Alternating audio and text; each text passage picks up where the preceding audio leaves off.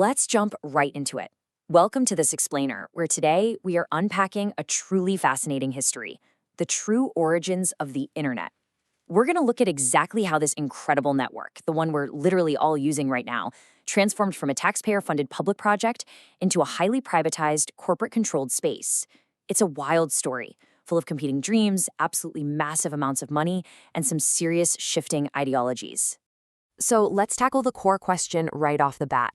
Who actually built the internet? We've got this deeply ingrained cultural myth, right? This idea that the web was built by a handful of lone Silicon Valley geniuses tinkering away in their garages. But does the real story start somewhere else entirely? Well, as we'll see, the foundation of our entire digital world was actually a massive collective effort. And the real story kicks off with a pretty staggering number, $124 million.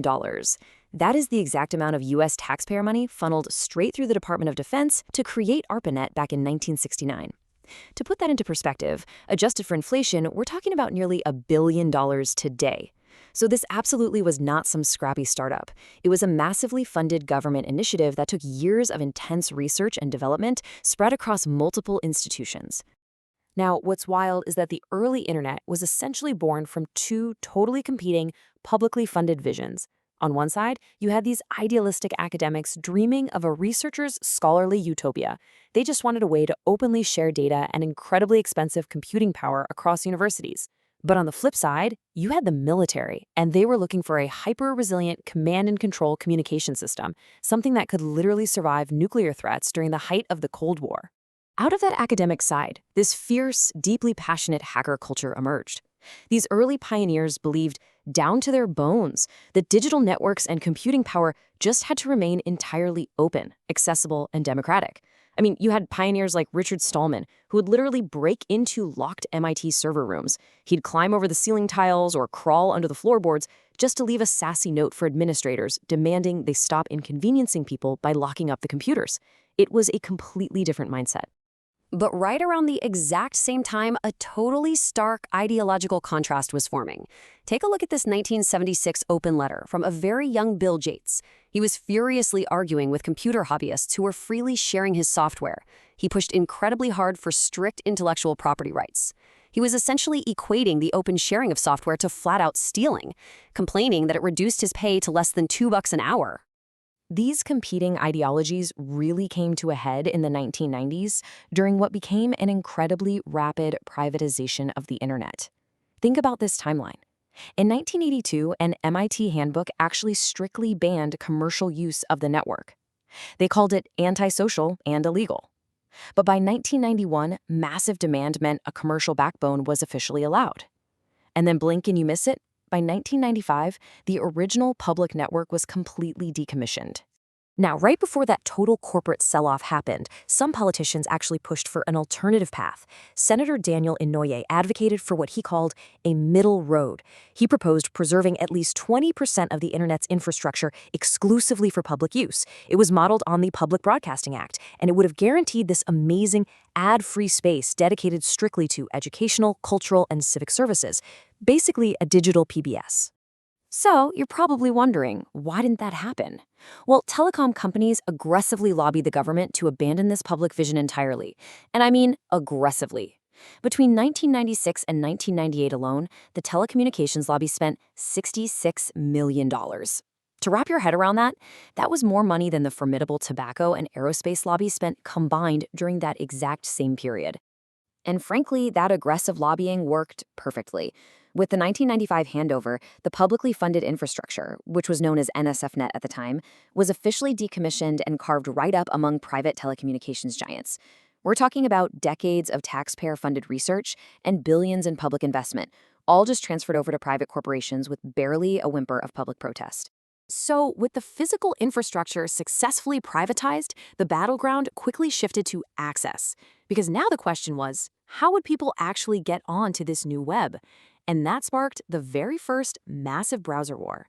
In one corner, you had Netscape, a company deeply rooted in that early academic, open culture ethos, giving their browser away just to build a user base. And in the other corner, Microsoft, rolling out Internet Explorer. Microsoft ruthlessly leveraged its absolute dominance in the operating system market to squeeze Netscape completely out of the picture.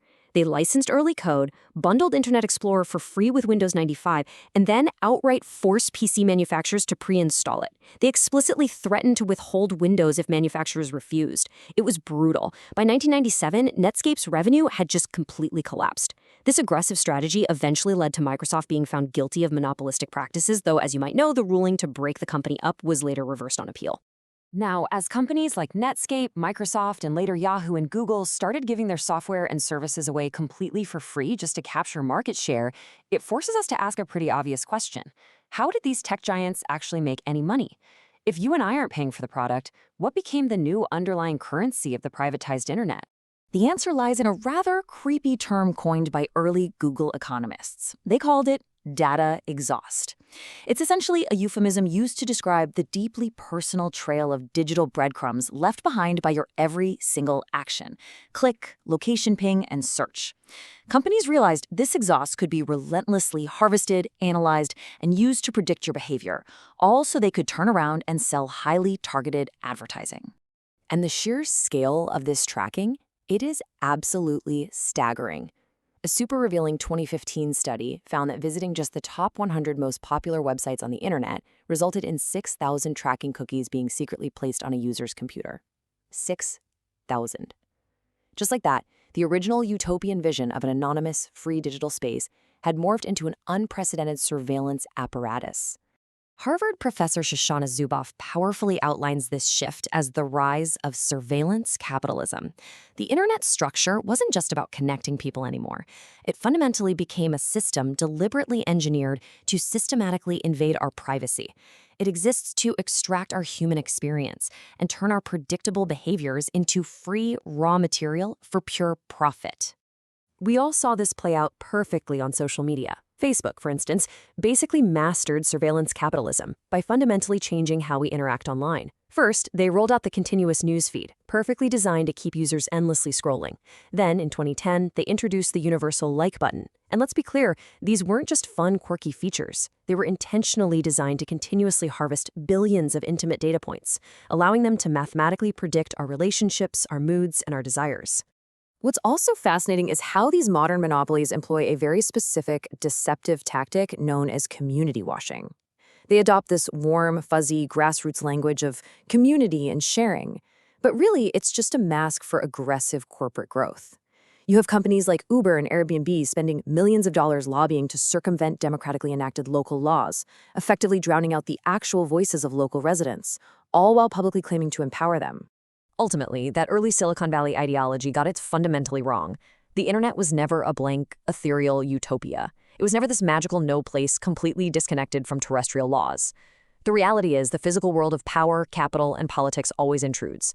The infrastructure is owned by real corporations, it's run by real people, and it all exists in real political contexts. But here's the good news. The internet's story doesn't end in complete, inescapable corporate control. FLOSS, which stands for Free/Libre Open Source Software, stands as this incredible, enduring proof that the original hacker ethos actually survived. FLOSS is radically decentralized, collaborative software. It's built by global communities entirely outside of traditional corporate hierarchies and profit motives. You might not even realize it, but massive portions of our vital everyday infrastructure rely entirely on this open source model. Linux? It runs the world's supercomputers and is the entire basis for Android. WordPress powers tens of millions of websites across the globe. Wikipedia provides vast amounts of human knowledge without serving you a single ad or tracking cookie. These systems are thriving globally, proving beyond a doubt that democratic, non-commercial alternatives aren't just a pipe dream, they are highly effective. So how do we fight modern tech monopolies today? Well, the source material points to a key solution: legally enforcing interoperability. This means massive platforms would literally be required to open up their application programming interfaces, or APIs. Doing this would allow independent, user-run networks to plug directly into dominant platforms, seamlessly exchanging data. It basically allows smaller, better alternatives to survive and thrive without losing access to the broader network of users. Okay, so what's the path forward from here? We're going to need multifaceted policy solutions. For example, we could fund municipal, democratically controlled broadband to finally treat the internet as a real public utility. We could finally create those digital public media spaces, like that modern PBS we talked about earlier, completely free from ads. Or we could focus on building subscription-based platforms that are directly governed by their actual users.